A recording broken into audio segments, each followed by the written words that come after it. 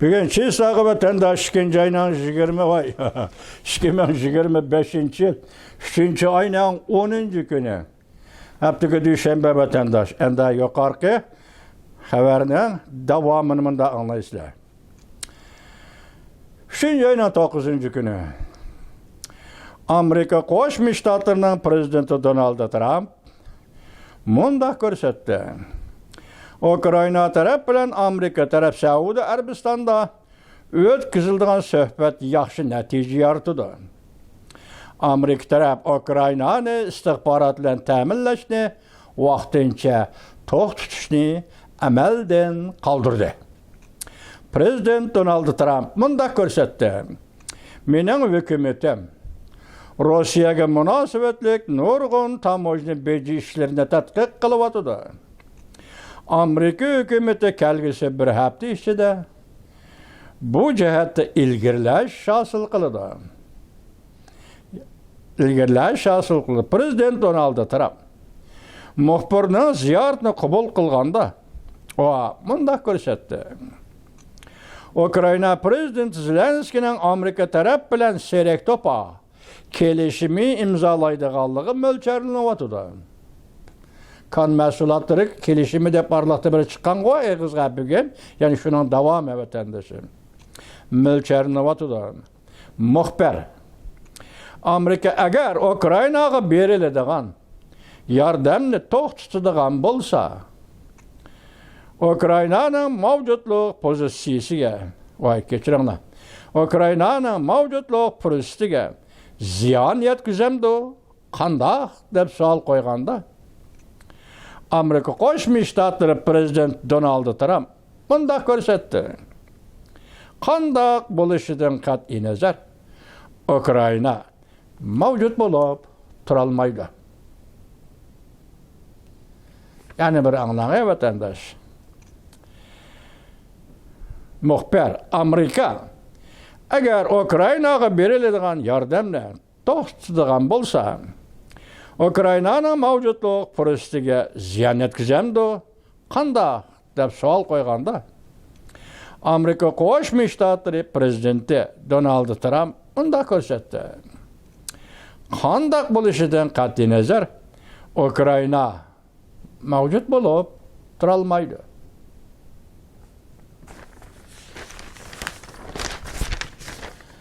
Üçüncü ayının 9. günü Amerika Qo'shma Shtatlari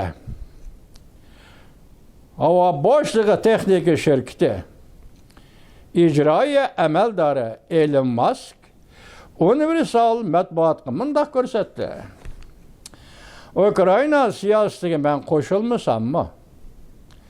Ukrainaga Starlink shunaqa deysizlar-ku dema. Shinglayan deganda, shingdalyami shinglayan. Ukrainaga Starlink bo'yicha xizmat qilishni to'xtatmayman. Buningda sal burun Elon Musk universal matbuot fikr qoldirib, mundaq degan edi. Mening Starlink sistemam Ukraina armiyasining tavriki. Agar men bu sistemamni etib qo'ysam, Ukraina bütün oldingi safda tarmar bo'ladi. Elon Musk tinchlikni darhol ishga oshirishni chaqiriq qildi. Mush yozmishda, torbetga yozgan yozmishda. Ba'zi kishilar torbetladi bu fikrni Ukrainaga tahdid silish deb tushundirdi. Amerika Ukraina ikki taraf 11 kuni suhbat o'tkazdi. Zelenskiy Saudiya Arabistonga bordi. Amerika Qo'shma Shtatlar davlat ishlar katibi Marco Rubio 3. ayning 9. kuni Saudiya Arabistonining Jidda shahriga yetib keldi. 11 kuni Ukraina vakillari bilan suhbat o'tkazdi. Amerika taraf Ukraina Rossiyaga yo'l qo'ymamdi. Shu orqali urushni oxirlashtirishni xohlamamdi baholaydi. Undan boshqa yana Amerika amaldorlari mundaq ko'rsatdi. Amerika suhbat vakillari Ukrayna tarafının Amerika Qo'shma Shtatlarining prezident Donald Trump hukumati bilan munosabatni yaxshilash alomatlari bormi, yo'qmi? Bu kayfiyatni kuzatadi. Davlat ishlar kotibi Marco Rubio Oqsaroy davlat bexatarligi maslahatchisi Mike Waltz va O'rta Sharq masalasi elchisi Steve Witkoff bilan birlikda suhbatga qatnashdi. Ukraina suhbat vakillari Ukraina prezidenti Zelenskiy, prezident ishxonasining mudiri Yermakov vakilligidagi suhbat vakillari suhbatga qatnashdi. Ukraina prezidenti Zelenskiy 3-oyning 8-kuni matbuotga mundaq ko'rsatdi. Saudiya Arabistonga ziyoratga boraman. 3-oyning 10-kuni prezident Zelenskiy Saudiya podshoh jamiyati Muhabbat Salman bilan suhbat o'tkazdi. 3-oyning 11-kuni Ukraina prezident ishxonasining mudiri, tashqi ishlar ministri va Ukraina davlat mudofaa ministri qatorliq yuqori darajali amaldorlardan tashkillangan Ukraina taraf suhbat vakillari umumi Saudiya Arabistonda Amerika taraf suhbat vakillari umumi bilan suhbatlashdi. Ukraina prezidenti Zelenskiy mundaq ta'kidladi. Ukraina qurilish xarakterli suhbat elib berishga butun kuchini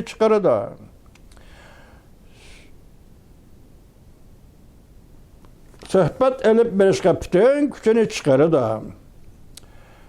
Tadbirlarni va qarorlarni muhokama qilib, birdaklik hosil qildi. Ukraina urush portlagan kundan boshlab tinchlik izlangan davlat edi. Real tartiblar va loyihalar hozir ustal ustiga qo'yildi. Nihoyatda tez harakat qilish, tez tadbir qo'llanish navbati bir halqiliq masaladir. Kichik mavzu. Xabardor kishilar Rossiya taraf betaraf davlatlarning Ukraina askar qo'shini avatishi qarshiladi. Bloomberg xabar qilib mundaq ko'rsatdi. Moskvada xabardor kishilarning oshkorlashicha, eng oxirgi tinch yo'l bilan hal qilish loyihasi bo'yicha ilgirlash bo'ladiganligi bo'lsa, Rossiya Ukraina urushini vaqtincha to'xtatishni xohlaydi. Rossiya Ukraina urushini vaqtincha to'xtatishni xohlaydi. Xabarda mundaq ko'rsatildi. Bu Rossiya prezidenti Vladimir Putinning Amerika Qo'shma Shtatlari prezidenti Donald Trumpga yetkazgan signalidir. Yuqori qismini oshkorlashni xohlamaydigan bir nafar arbob mundaq ko'rsatdi. Rossiya Federatsiyasi bilan Amerika Qo'shma Shtatlarining yuqori darajali amaldorlari Saudiya Arabistonda suhbat o'tkazganda mushundaq taklif bergan. Ya'ni 2-oyning 18-kuni Saudiya Arabistonining Riyod shahrida o'tkazilgan suhbatda mush takliflar o'tirib chiqqan edi. Ya'ni birinchi qatimda suhbat o'tirib qo'yilgan edi. Xabarda mundaq ko'rsatildi. Xabardor 2 nafar kishi yana mundaq ko'rsatdi. Dushmanlik harakatlarini to'xtatishga qo'shilish uchun har qaysi taraflar tinchlik kelishimining ramkasi prinsipidan xabardor bo'lishi kerak. Yoki tinchlik suhbati kelishimining ramkasi nima? Bunga ega bo'lish kerak. Tushunchaga ega bo'lish kerak. Yana boshqa bir nafar xabardor kishi mundaq ko'rsatdi. Rossiya eng oxirgi tinchlik saqlash harakati belgilagan doirada ching turdi. Jumladan qaysi davlatlar kelishim imzolashga qatnashish jihatda birdaklik hosil qildi degan masalani o'z ichiga oldi. Demak, Ukraina taraf bilan suhbatlashganda qatnashadigan qaysi davlatlar bor? Bu ismini chiqarmabdi bu yerga. Shularni kuzatib turdi Rossiya yoki qo'shildi yoki ular bilan birdaklik hosil qildi. Rossiya taraf bunda ko'rsatdi. NATO qo'shinlarining Rossiya zaminida mavjud bo'lib turishini qabul qilmaydi. Rossiya NATO qo'shinlarining Rossiya zaminida mavjud bo'lib turishini qabul qilmaydi. Ham Yevropa ittifoqi davlatlari o'tirib qo'ygan federatsiyalik ittifoq qurib, tinchlik kelishimiga yordam berish taklifini ma'qullamaydi. Buningda aytganda hozir tinchlik saqlash qismlari qatorida Yevropada qaysi bir davlat askar chiqarsa, demak Rossiya buni qabul qilmaydi deydi. Undaqda tinchlik saqlash qismlarini kim tashkillash kerak? Rossiya Federatsiyasi prezidenti Vladimir Putinning taklifi betaraf davlat. Yoki Ukrainani qo'llamagan, yoki Rossiyani qo'llamagan betaraf davlat askeriy qism tashkillab tinchlik saqlash uchun Ukrainaga kelsa bo'ladi. Bu prezident Vladimir Putinning qo'shilishi ekan vatandosh. Ikki nafar xabardor kishi yana bunday ko'rsatdi. Rossiya Ukraina to'qinishida betaraflikni saqlagan davlatlarning Ukrainaga askar avatib, tinchlik saqlash qismlariga qatnashtirishini qarshiladi. Mana demak, yoki Rossiyani tanqid qilmagan Ukraina masalasida, yoki Ukrainani tanqid qilmagan Rossiya masalasida, shunday davlatlar bo'lsa, bu davlatlar tinchlik saqlash qismlari avasi bo'ladi. Hozir yana bir xabarni saqlab qo'ydim vatandosh. O xabarda bir cümle söz var, yani nima söz desangiz, hozir payti deydi, masalan, Rossiya prezidenti Vladimir Putin darhol taslim bo'lish kerakdir. Bu qara qo'yoq so'zlashmi yoki asosi bormi?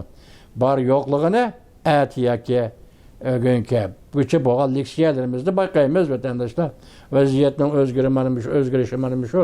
Xulosa qilsangiz, boshda aytgandek xulosamiz shu, masalan, istihbarat bilan yordam berishni to'xtatish, ikkinchi bo'lib yordam berishni asliga keltirish, vaqtincha to'xtatishni bekor qilish, masalan Rossiya vakillar umigining Saudiya jiddiy shahriga yetib berishi, Ukraina vakillarining, uning keyin Amerika Qo'shma Shtatlari vakillarining jiddiy shahriga yetib berishi, konkret mazmunlar asosida sizlarga so'zlab qoldim. Mushu mazmunlar va mushu mavzular ostida suhbat quradiganligi anda arliqda degan söz, bir cümle söz istinglarda bo'lsa vatandosh, qanday ahvoliyatda aytildi bu söz? Amerika Qo'shma Shtatlari prezidenti Donald Trump Ukrainaning o'zini saqlab tura olishi yoki mavjudligini saqlab tura olishi, tura olmasligi masalasida Ukraina o'zini saqlab tura olmaydi degan bir jumlani ishlatdi vatandosh. Men buni qanday tushunganimni o'zim bilmayman, saqlab qo'ydim. Tarjimasiga yana qarab bir selishtirib baqaman. Mana gaplar chiqdi o'tirg'i degandek, ondan prezident Donald Trump Ukraina prezidenti Zelenskiy qo'ygan talab ikki turli shart. Biri, hozir Rossiya besib olgan ziminlarni Rossiyaga o'tkazib berasan. Bu ziminlardan sen voz kechgan bo'lasan, voz kechsan. Ikkinchisi, darhol Ukrainada saylam o'tkazib, endi sen prezident saylamiga qatnashmaysan yoki prezidentlik huquqini, bu ma'muriy huquqini qoldirsan, ikkinchi bir saylanib o'tirg'i chiqish kerak. Hozir murakkablik darajasi yoki talabning Amerika Qo'shma Shtatlari prezident Donald Trump Rossiya va Ukraina masalasi o'tirib qo'yayotgan talabning qanchalik yirik, qanchalik keskin ekanligini mana shunda ko'rib olasiz, hurmatli vatandosh.